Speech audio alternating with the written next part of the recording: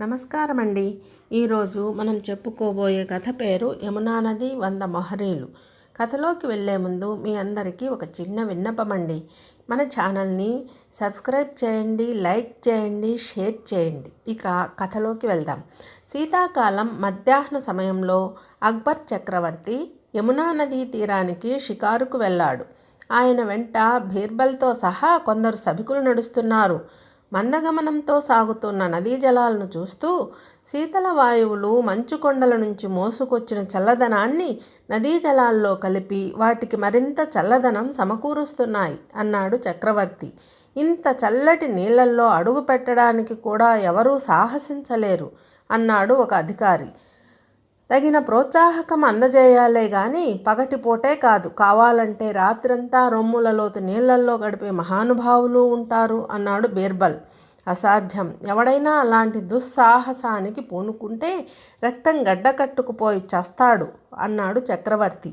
ప్రయత్నించనంత వరకే ఏదైనా అసాధ్యం షహెన్షా అన్నాడు బీర్బల్. నువ్వంత రూఢిగా ఎలా చెప్పగలవు అని అడిగాడు చక్రవర్తి. బహుమతి ప్రకటించి చూడండి, నేను చెప్పడం సరో కాదో తెలిసిపోతుంది అన్నాడు బీర్బల్ వినయంగా. యమునా నదిలో రొమ్ముల లోతు నీళ్లల్లో రాత్రంతా గడిపిన వారికి 100 మొహరీలు బహుమతిగా ఇవ్వబడుతుందని మరునాడు ఉదయమే చాటింపు వేయబడింది. ఆ చాటింపును మంగేష్ అనే ఒక రజకుడు విన్నాడు. అతడు డబ్బు అవసరంలో ఉన్నాడు. 100 మొహరీలు, వాటితో నా అప్పులన్నీ తీరిపోతాయి, ఖర్చులన్నీ పోను, కొంత మిగులుతుంది కూడా అన్నాడు భార్య. ఆలోగా నువ్వు చలికి బిర్ర బిగుసుకుపోకుంటే సరి అని హెచ్చరించింది భార్య.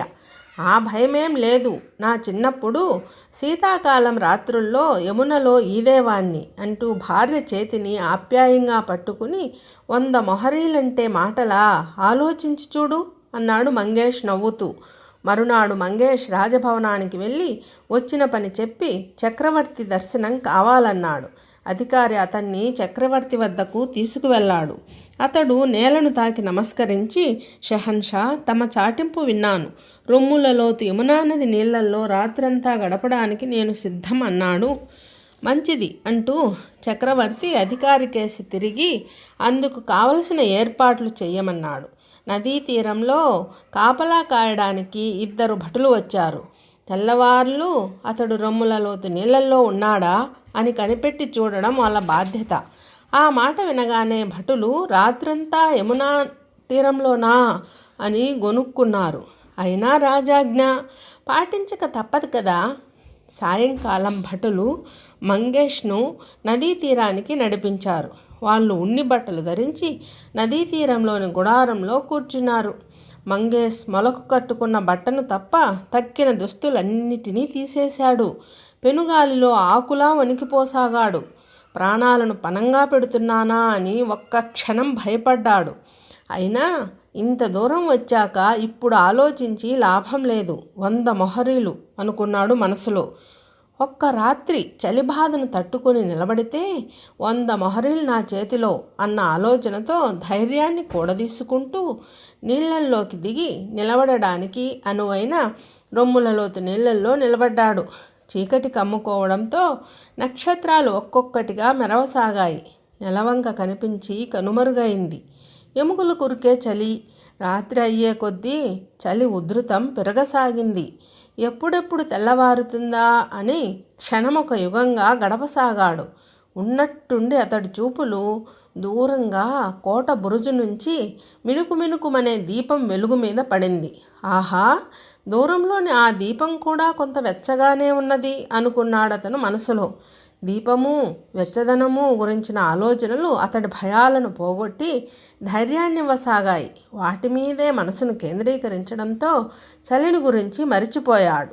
దూరంగా కోడి కూత వినిపించింది. తూర్పు దిక్కున వెలుగు రేఖలు కనిపించాయి. తన కష్టాలు గట్టెక్కనున్నాయని మంగేష్ పరమానందం చెందాడు. వెలుపలికి రా మంగేష్, ఇంకాసేపటికి 100 మొహరీలు నీకు సొంతం అని కేక వేశారు గట్టుమీది భటులు. గట్టుమీదికి వచ్చిన మంగేష్ ఒళ్ళు తుడుచుకుని పొడి బట్టలు కట్టుకుని రాజభవనానికి భటులతో బయలుదేరాడు. వాళ్ళు భవనంలో అడుగు పెట్టేసరికి చక్రవర్తి బీర్బల్తో సహా ప్రముఖులతో కొలువుదీరి ఉన్నాడు. షెహన్షా, రాత్రి తెల్లవార్లు ఇతడు నదిలో రొమ్ములలోతు నీళ్ళల్లో గడిపాడు అన్నారు భటులు. చక్రవర్తికి ఆ మాటలు నమ్మశక్యంగా లేవు. చలిని భరించడానికి ఆ మనిషి ఏదో కిటుకును ఉపయోగించి ఉండవచ్చని ఆయన అనుమానించాడు. ముందుకు వంగి, చలిని ఎలా దూరంగా ఉంచగలిగావు? నిజం చెప్పు అని అడిగాడు షెహన్షా. షెహన్షా, కోట బురుజు మీది దీపం నాకు వెచ్చదనం సమకూర్చింది అని సమాధానం ఇచ్చాడు మంగేష్ అమాయకంగా. దీపం నీకు వెచ్చదనం ఇచ్చింది అంటే నీకు వెలుపల నుంచి సాయం అందిందన్నమాట. అందువల్ల బహుమతికి నువ్వు అనర్హుడివి అన్నాడు చక్రవర్తి. మంగేష్ ముఖం వెలవెలబోయింది. చక్రవర్తి తీర్పుకు బదులు చెప్పలేక అతడు బాధతో తలదించుకున్నాడు. బీర్బల్ కూడా ఆశ్చర్యపోయాడు గాని ఒక్క మాట మాట్లాడలేదు. ఆశాభంగానికి గురైన మంగేష్ వంగి నమస్కరించి భారంగా అడుగులు వేసుకుంటూ వెళ్ళడం మౌనంగా చూస్తుండిపోయాడు. బహుమతిని ఆశించి మంగేష్ ప్రాణాంతకమైన చలిని భరించాడు. కానీ అతడి ఆశ ఫలించలేదు. మంగేష్కు తీరని అన్యాయం జరిగిందని బీర్బల్ భావించాడు. అతడికి ఎలాగైనా న్యాయం జరిగేలా చూడాలని నిర్ణయించాడు. మరునాడు ఇంటి వద్ద తనకు అత్యవసరమైన పని పడిందని, అందువల్ల ఆ రోజు సభకు రాలేనని చక్రవర్తికి కబురు పంపాడు బీర్బల్. అత్యవసరమైన పనా? చక్రవర్తి సేవకు మించిన పని అదేమిటి అని గొనిగాడు చక్రవర్తి. బీర్బల్ అంటే అసూయగల కొందరు సభికులు సంతోషించారు. ఈసారి బీర్బల్ తప్పక చిక్కుల్లో పడగలడని ఆశించారు. చక్రవర్తి భటులను పిలిచి బీర్బల్ను వెంటబెట్టుకురమ్మని ఆజ్ఞాపించాడు. భటులు బీర్బల్ ఇంటికి వెళ్ళి సంగతి చెప్పారు.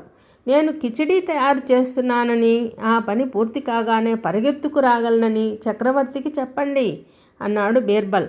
భటులు ఆ సంగతి చక్రవర్తికి విన్నవించారు.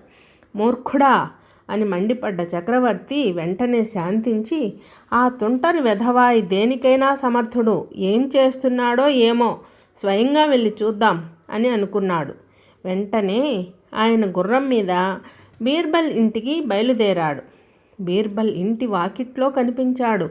పొయ్యిలో ఎండు కట్టెలు పెట్టి మంట రగిలిస్తున్నాడు. ఒట్టి పొయ్యికి 5 అడుగుల దూరంలో ముక్కాలిపీట మీద మట్టి కుండ కనిపించింది.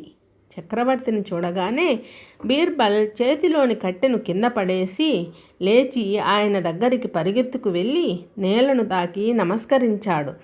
ఏం చేస్తున్నావు బీర్బల్ అని అడిగాడు చక్రవర్తి. కిచిడీ వంట చేస్తున్నాను షెహన్షా. అదిగో ఆ ముక్కాలిపీట మీది కుండలోకి బియ్యం పప్పు వేశాను అన్నాడు బీర్బల్. కుండ కింద మంట కనిపించదే మరి అని అడిగాడు చక్రవర్తి కనుబొమ్మలు ముడిచి. అదిగో అక్కడ ఉంది కదా మంట అంటూ 5 అడుగుల దూరంలో మండుతున్న పొయ్యిని చూపాడు బీర్బల్. కుండకు మంట వేడి తగలకుండా అందులోని బియ్యం పప్పు ఎలా ఉడుకుతుందనుకున్నావు అని అడిగాడు చక్రవర్తి విసుగ్గా. బీర్బల్ చిన్నగా నవ్వాడు. నవ్వు సమాధానం కాజాలదు. పప్పు బియ్యం ఉన్న కుండ మంటకు దూరంగా ఉంటే అవి ఎలా ఉడుకుతాయి అని అడిగాడు చక్రవర్తి మళ్ళీ కోపంగా. షెహన్షా, మంట వేడి చాలా దూరానికి చేరగలదని తమరే నాకు బోధించారు అన్నాడు బీర్బల్. నేను బోధించానా? ఎప్పుడు, ఎక్కడ అన్నాడు చక్రవర్తి అయోమయంగా. తమరే బోధించారు షెహన్షా. యమునా నది శీతల జలాల మధ్య నిలబడ మంగేష్కి కోట బురుజుపై వెలిగే మసక దీపం వెచ్చదనం అందించిందని నిండు సభలో తమరే సెలవిచ్చారు కదా అన్నాడు బీర్బల్ వినయంగా, స్పష్టమైన కంఠస్వరంతో. బీర్బల్ మాటల అంతరార్థం గ్రహించి విస్తుపోయిన చక్రవర్తి ఆహా అంటూ భటులకేసి తిరిగి వెంటనే వెళ్ళి మంగేష్ను వెంట పెట్టుకురండి, ప్రకటించిన బహుమతిని అతడికి అందజేయాలి అని ఆజ్ఞాపించాడు. షెహన్షా, న్యాయం జరిగింది కనుక ఇప్పుడు ముక్కాలిపీట మీది బియ్యం పప్పుకుండా పొయ్యి మీదికి చేరుతుంది అన్నాడు బీర్బల్. ఆ మాటకు చక్రవర్తితో సహా అందరూ గలగలా నవ్వారు.